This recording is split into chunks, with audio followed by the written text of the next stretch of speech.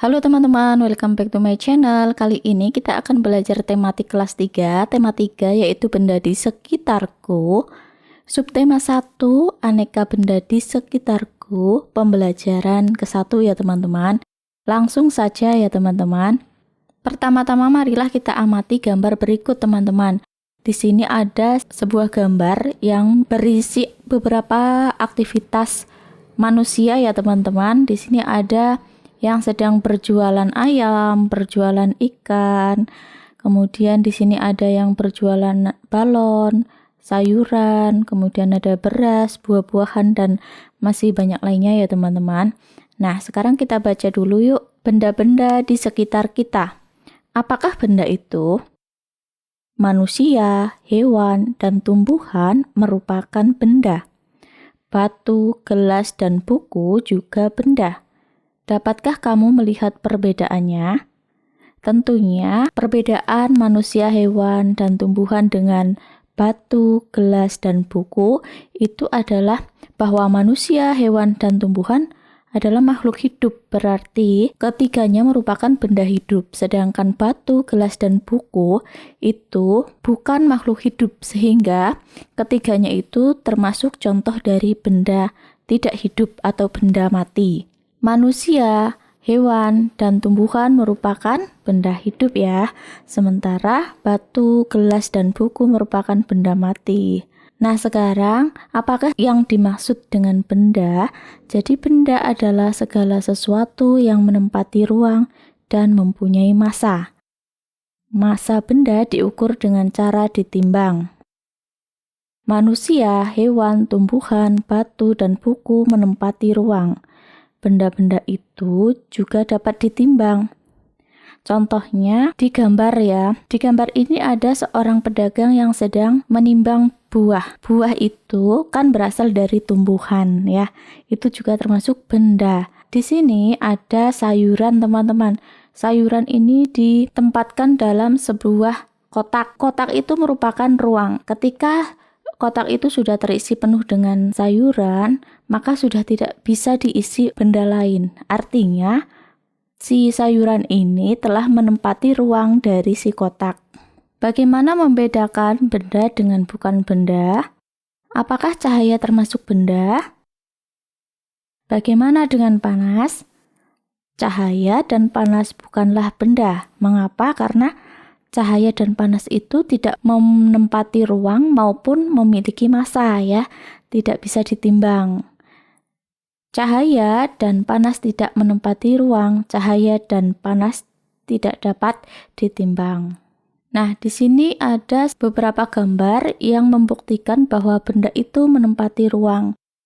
Gambar pertama itu ada gambar seorang anak yang bajunya sempit. Karena apa? Karena dia bertambah besar, artinya badan si anak tersebut menempati ruang yang disediakan oleh ruang baju tersebut ya. Kemudian yang kedua, ada sebuah gelas yang jika diisi terus-menerus dengan air, maka air tersebut akan tumpah. Karena apa? Karena ruang dalam gelas tersebut sudah penuh diisi oleh air sehingga sisanya tumpah. Gambar yang ketiga, ada seorang anak yang sedang meniup balon. Awalnya sebelum ditiupkan balon itu kempes ya. Nah, setelah ditiup oleh anak tersebut, balon tersebut akan membesar. Artinya, udara yang ditiupkan oleh anak ini telah menempati ruang dari balon. Kemudian yang kedua, ada contoh dari bukti bahwa benda itu memiliki massa. Yang pertama ada seorang anak yang sedang ditimbang dengan timbangan, karena tadi disebutkan bahwa untuk mengukur massa itu dengan timbangan ya. Di sini timbangan menunjukkan angka 3, sekian kilogram seperti itu. Nah, bukti selanjutnya yaitu bahwa anak yang sedang bermain jungkat-jungkit seperti ini, anak yang lebih besar itu menunjukkan massa yang lebih berat sehingga dia akan turun ke bawah, sedangkan anak yang lebih kecil itu memiliki massa yang lebih kecil sehingga dia naik ke atas. Yang ketiga contohnya ini ditimbang ya, balon yang kempes dengan balon yang berisi udara. itu ternyata lebih berat balon yang memiliki udara. Balon yang berisi udara itu artinya bahwa udara itu memiliki massa sehingga udara termasuk benda. Nah, teman-teman, kamu telah membaca wacana tentang benda. Amatilah gambar-gambar di bawah ini, lingkarilah pada gambar yang bukan termasuk benda. Kita lihat dari gambar yang pertama itu adalah panas api unggun. Apakah api bisa ditimbang? Tidak ya. Apakah api menempati ruangan? Tidak. Nah, berarti api itu bukan termasuk benda, maka kita lingkari. Kita lihat benda yang kedua. Ada minyak goreng. Minyak goreng diletakkan dalam sebuah botol. Nah, botol itu merupakan ruang ya. Nah, ternyata minyak gorengnya itu menempati ruang si botol. Maka, minyak goreng itu termasuk benda. Lanjut gambar yang ketiga, ada cahaya lampu. Cahaya lampu ini tidak bisa ditimbang maupun tidak menempati ruang. Berarti cahaya lampu itu bukan termasuk benda. Kita lingkari. Lanjut ke gambar yang keempat, ada ember. Ember itu merupakan benda karena si ember ini memiliki massa jika ditimbang ya. Kemudian dia juga akan menempati ruang. Lanjut ada es batu ini ya. Es batu ini bisa ditimbang ya, memiliki massa dan juga menempati ruang. Maka ini termasuk benda. Yang selanjutnya balon. Balon itu menempati ruang ya dan memiliki massa, maka termasuk benda. Yang ketujuh ada suara. Suara itu tidak bisa ditimbang dan juga tidak menempati ruang. Berarti suara itu bukan benda. Kita lingkari. Gambar yang ke-8 ada radio. Tentunya radio itu menempati ruang dan jika ditimbang juga memiliki massa, maka radio termasuk benda. Yang ke-9 ada hewan. Ini ada hewan kelinci ya. Ini jika ditimbang pasti memiliki massa dan juga menempati ruang. Berarti juga benda.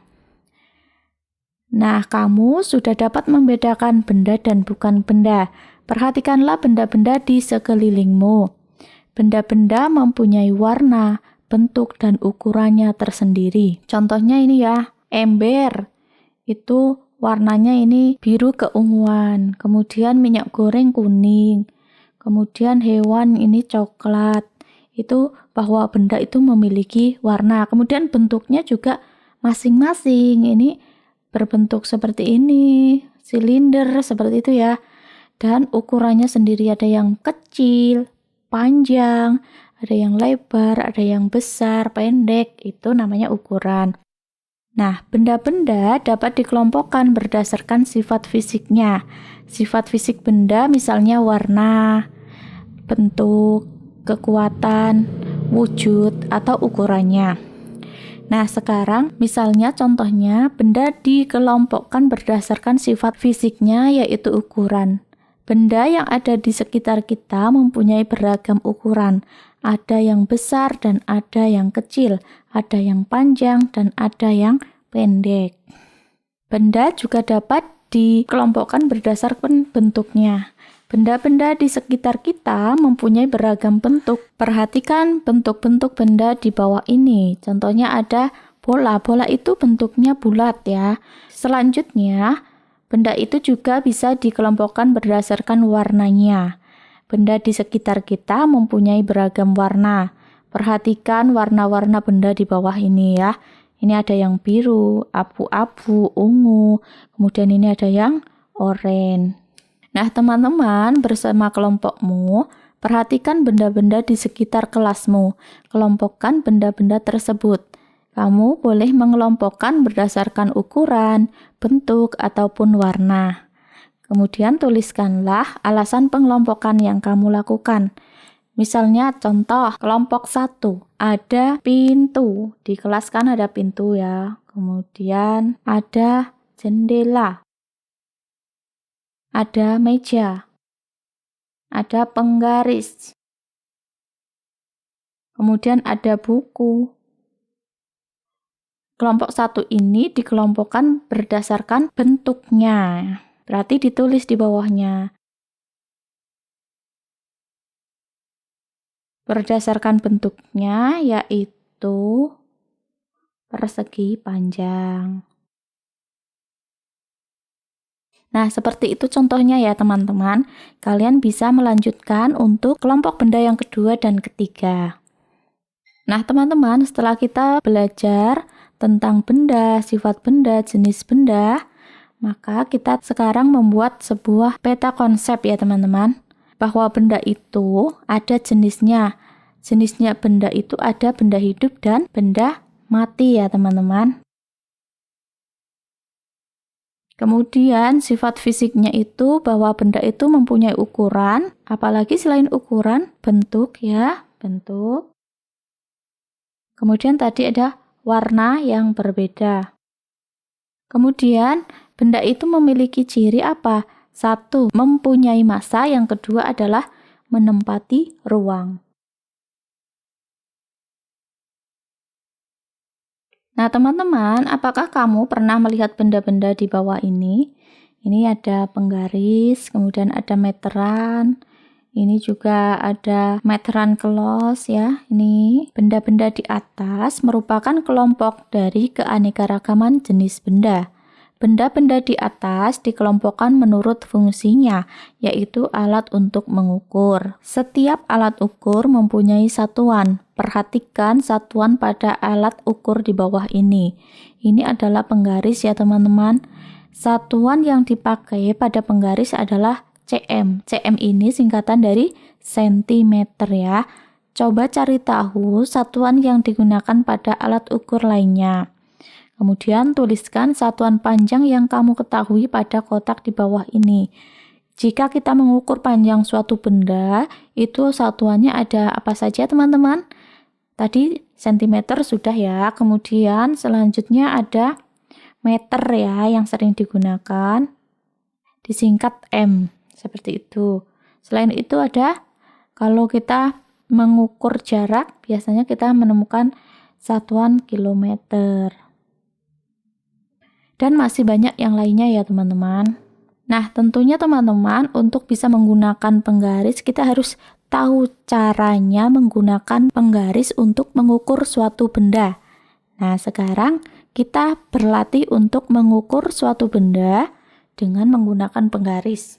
Bagaimana cara mengukur benda dengan menggunakan penggaris? Perhatikan gambar di bawah ini ya teman-teman. Nah, di sini ada penghapus ya. Nah, untuk mengukur panjang penghapus ini, maka kita tempatkan salah satu ujung dari penghapus tepat di 0 ya, di angka 0 penggaris. Kemudian kita sejajarkan. Nah, setelah itu kita hitung panjang penghapus itu berakhir di angka berapakah? Nah, di sini ternyata berakhir di angka 3. Maka bisa disimpulkan bahwa panjang penghapus itu adalah 3 cm. Kita tulis di sebelahnya ya, di kotak. Lanjut ke benda yang kedua. Ini ada krayon. Caranya masih sama. Kita tempatkan pangkal si krayon ini, kita himpitkan dengan angka 0 pada penggaris. Kemudian kita baca sampai manakah panjang dari krayon tersebut, kita sejajarkan. Nah, ternyata ada di angka 7, maka bisa disimpulkan bahwa panjang dari krayon adalah 7 cm. Lanjut yang ketiga, masih dengan krayon, kita ukur, kita himpitkan di angka 0. Kemudian kita baca sampai di manakah panjang krayon tersebut, biar jelas kita beri garis-garis. Ternyata ada di angka 10. Artinya, panjang dari krayon tersebut adalah 10 cm.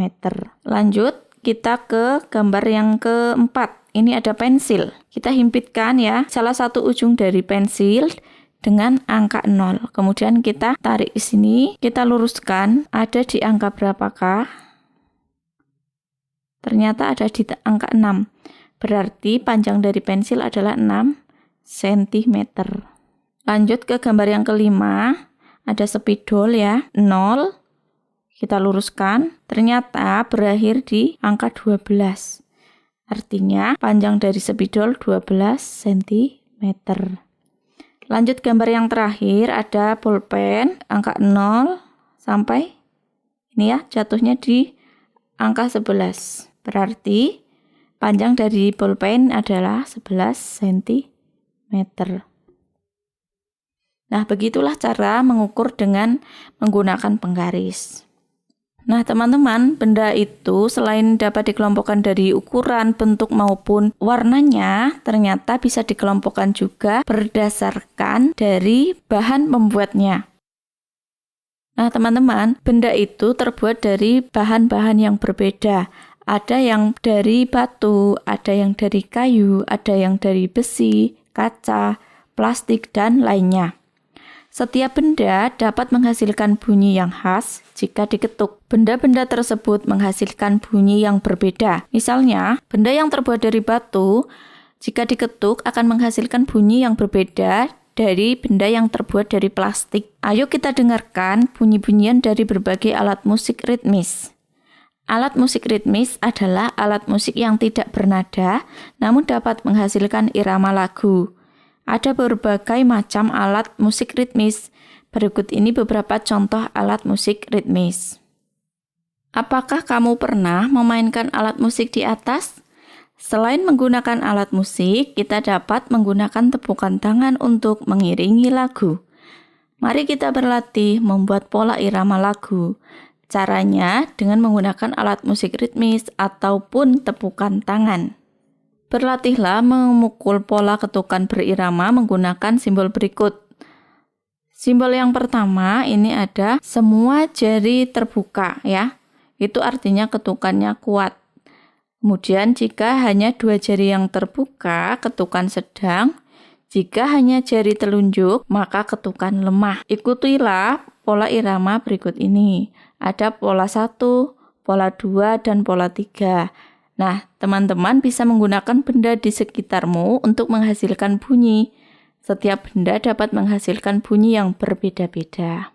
Misalnya, kita bisa menggunakan benda yang dari plastik, kita bisa menggunakan galon atau yang lainnya. Kita juga bisa menggunakan benda misalnya dari kayu, misalnya kursi. Atau kita menggunakan benda lainnya yang terbuat dari besi. Nah, teman-teman, selamat mencoba ya.